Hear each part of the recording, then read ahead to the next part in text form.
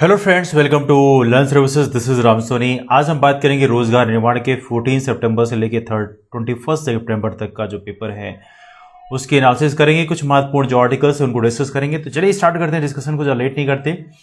Last की इस article में जो इस वीक का जो हमारा रोजगार निर्माण है, इसमें पहला जो आर्टिकल था वो था प्रधानमंत्री आवास योजना के बारे में। तो हम सारी चीजें डिस्कस नहीं करेंगे जो फालतू चीजें हैं, लेकिन सिर्फ उतनी पॉइंट डिस्कस करेंगे जो आपके एग्जाम के लिए रिलेवेंट है। प्रधानमंत्री आवास योजना की बात करें, यहाँ पर हमारे जो प्रधानमंत्री हैं उन्होंने बोला कि मध्य प्रदेश ने इसको इंद्रधनुषी रूप दिया। हालांकि चीज़ें वर्ड्स में बस केवल है, इसका कोई इतना खास कोई मतलब नहीं है, क्योंकि उनका जो मतलब था इंद्रधनुषी से, उसका मतलब ये था कि मध्य प्रदेश में कोई अड़चन नहीं हुए आई, या मध्य प्रदेश में इम्प्लीमेंटेशन में कोई बेसिकली किसी भी तरह से जो ऑफिसर्स प्रॉब्लम क्रिएट करते हैं उस तरह से कोई प्रॉब्लम नहीं आई, ऐसा कहा गया। तो इन धनुषी रूप का यहाँ पे इतना कोई मतलब नहीं है। लेकिन यहाँ पॉइंट ये है, देखा जाए तो इसमें जो सबसे इंपॉर्टेंट पॉइंट ये है कि नरेंद्र मोदी जो है हमारे प्रधानमंत्री, गृह प्रवेशम कार्यक्रम, तो जो कार्यक्रम स्टार्ट किया उसका नाम है गृह प्रवेशम कार्यक्रम। इसका नाम जरूर आप देखें। तो ये ऑनलाइन एक प्रोग्राम स्टार्ट किया है प्रधानमंत्री आवास योजना के तहत, तो इसको आप याद रखें।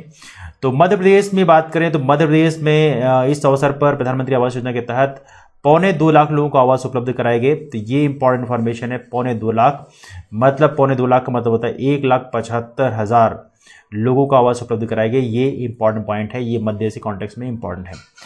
दूसरा इंपॉर्टेंट पॉइंट यहां पर यह है कि यहां पर आवास योजना में आमतौर पर एक मकान के निर्माण में उन्होंने बताया कि 125 दिन लगते हैं आमतौर पर, है ना, आमतौर पर 125 दिन लगते हैं। लेकिन मध्य प्रदेश से बहुत से मकान सिर्फ 45 से 60 दिन में बन गए।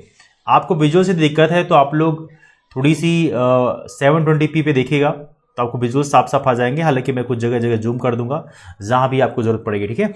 मध्य प्रदेश में 1.75 लाख आवासों का निर्माण एक बड़ी उपलब्धि है। यह गति रही तो वर्ष 2022 तक देश के हर परिवार को घर देने के जो लक्ष्य है मध्य भारत सरकार का, वो शायद पूरा हो पाए। अब देखिए यहाँ पे पॉइंट ये है कि मुख्यमंत्री जी ने बताया कि मध्य प्रदेश में अब तक बने 17 लाख मकान। तो 17 लाख मकान बने हैं, लेकिन इसके योजना के तहत जो है 2.25 लाख लाभान्वित किए गए। तो ये भी आप याद रखिएगा।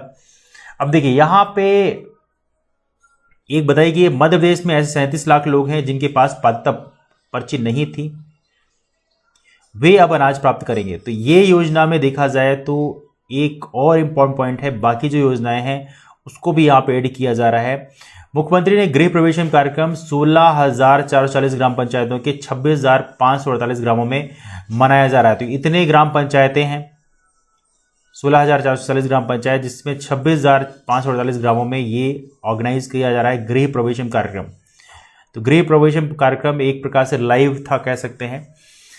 तो इस कार्यक्रम जुड़ने के लिए 1,24,92,394 लोगों ने रजिस्ट्रेशन कराया था। ये कुछ महत्वपूर्ण चीज़ें हैं, हालांकि ये आपके एग्जाम के रिलेवेंट इंपॉर्टेंस नहीं रखती। अब देखिए यहाँ पे सबसे इंपॉर्टेंट है, प्रधानमंत्री ने सराहा हलमा पद्धति। ये हलमा पद्धति क्या होती है इसको जान लीजिए, ये बहुत ही महत्वपूर्ण पॉइंट है। हलमा पद्धति, हलमा पद्धति से बना घर। तो प्रधानमंत्री ने धार जिले के गुलाब सिंह आदिवासी हैं, उनसे बेसिकली बात करी। उनका एक घर बना हुआ है, तो उनके बेटे ने कुछ चीज़ें बताई कि यहाँ पर जो हलमा पद्धति होती है वो क्या होती है। तो ये जानते हैं हलमा परंपरा। हलमा परंपरा होती क्या है? तो वहाँ पर बेसिकली हमारा जो बेसिकली धार जिले का रीजन है, यहाँ पे हलमा पद्धति इस्तेमाल की जाती है। हलमा पद्धति से घर बनाए जाते हैं, आवास निर्माण किया गया। तो ये हलमा पद्धति होती क्या है जान लीजिए। इसमें गाँव के लोग मिलकर मकान बनाने का काम करते हैं, और जिसका मकान बन रहा होता है, देखिए सभी लोग मिलके मकान बनाते हैं, और जिसका मकान बन रहा होता है वो क्या करता है, वह सबको भोजन कराता है। ये है हलमा पद्धति। तो सभी लोग आके हेल्प करते हैं, फिर बनने के बाद में वो सबको भोजन कराता है, ये काम उनका होता है। तो ये हलमा पद्धति है। तो ये काफ़ी महत्वपूर्ण है। एक न्यू टाइप ऑफ कह सकते हैं कोलैबोरेशन है, लोगों के बीच में कोऑपरेशन है। तो हलमा पद्धति के बारे में आप जरूर याद रखिए। This is one of the most important question, हो सकता है आपके एग्जाम में पूछा जा सकते हैं। ये पूछ सकते हैं हलमा पद्धति बेसिकली किस चीज से रिलेट करती है। तो आवास बनाने के लिए पूरे गांव के लोग सपोर्ट करते हैं, और फिर उनके बाद जिनका घर बन रहा होता है वो उनको भोजन कराते हैं। ये है हलमा पद्धति, ठीक है। तो ये कुछ महत्वपूर्ण चीजें हैं, तो इसको आप याद रखें। यहां पर प्रधानमंत्री ने जो गुलाब सिंह जी का जो आवास बना हुआ था, उसमें आवास में चित्रकारी भी की गई है। तो गुलाब सिंह जी ने बताया कि यह मांडना है, मांडना है जिसे इस अंचल में घर की साज सज्जा के लिए बनाया जाता है। तो मांडना बेसिकली क्या है? मांडना एक प्रकार की आवास में की गई चित्रकारी है। तो आपको दो चीज़ें याद रखना है, एक तो मांडना याद रखना है। क्या याद रखना है? मांडना। मांडना बेसिकली आवास में की चित्रकारी है। क्या की गई? आवास में जो चित्रकारी की जाती है उसको बोलते हैं मांडना। तो इसको आप याद रखें। और दूसरा, हमारी ये जो पद्धति है जैसे घर बनाए जाते हैं यहाँ पे, और ये पहली पद्धति है जिसको आप याद रखेंगे, ये है हलमा। हलमा परंपरा। क्या नाम है परंपरा का नाम? परंपरा का नाम है हलमा परंपरा। अब हलमा परंपरा होती क्या है? हलमा परंपरा के अंतर्गत पूरे गांव के लोग मिलकर आप घर बनाते हैं और इसके बाद जब घर बन जाता है तो आप उनको खाना खिलाते हैं। ये है हलमा परंपरा। तो ये दो चीज़ें आपको याद रखनी है। These two are very very important one. Okay. इसके बाद देखा जाए तो उन्होंने पूछा कि कहीं लेन देन का नहीं है, तो सिंगरौली जिले के बढ़न के ग्राम पंचायत गडरिया के सी प्यारेलाल यादव ने बताया कि नहीं, ऐसा कोई इशू नहीं है। देखा जाए तो कहीं ना कहीं यहाँ पे कॉपरेशन अच्छा चल रहा है। That's a very good point. अब देखिए यहाँ पर एक बड़ी पॉइंट ये है कि यहाँ पे जो घर बनाए जा रहे हैं, तो यादव जी ने बताया कि उनका जो घर है फ्लाई ऐश मतलब राखड़, फ्लाई ऐश मतलब राखड़, राखड़ की ईंटों से बना है और ये किफ़ायती भी रहा और सामान्य ईंट की तुलना में अधिक मजबूत भी है। तो राखड़ थोड़ी मजबूत होती है फ्लाई ऐश से जो बनती है। फ्लाई ऐश मतलब जो पावर प्लांट्स होते हैं वहाँ का जो ऐश होता है, जो जला हुआ जो पदार्थ होता है, उसको उस राखड़ से जो ईंट बनाई जाती है वो थोड़ी ज़्यादा मजबूत होती है। तो ये भी आप याद रखें। ओके, जिसे बोलते हैं राखड़। ठीक है, तो फ्लाई ऐश से भी घर बन रहे हैं। ऑलराइट, तो देखा जाए तो काफ़ी बढ़िया स्टेप था। New step. कच्चा मकान में सर्पदंश से हुई थी बेटे की मौत, पक्के मकान में निधि प्रश्न के साथ। प्रधानमंत्री ने ग्वालियर जिले की योजना के हितग्राही नरेंद्र नामदेव से बात करी। उन्होंने बताया कि उनके बेटे की असामयिक मृत्यु हो गई थी और बाद में उनका घर तैयार हुआ और देखा जाए तो काफ़ी अच्छी बात है। बड़ी गुड थिंग एक्चुअली। तो right now he is pretty happy. अब देखिए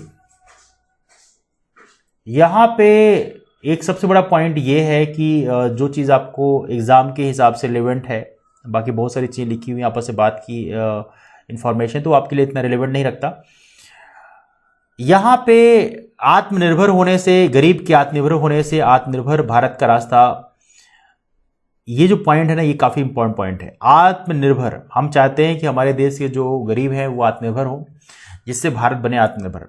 ये पॉइंट काफ़ी अच्छा पॉइंट है, तो ये भी काफ़ी बढ़िया पॉइंट है। तो इस पॉइंट को अपने चीज़ में याद रखें। तो प्रधानमंत्री आवास योजना मकान नहीं बल्कि आत्मविश्वास भी देती है। बिल्कुल सही बात है। किसी के पास अपना घर है तो डेफिनेटली इससे एक बड़ा एडवांटेज मिलता है।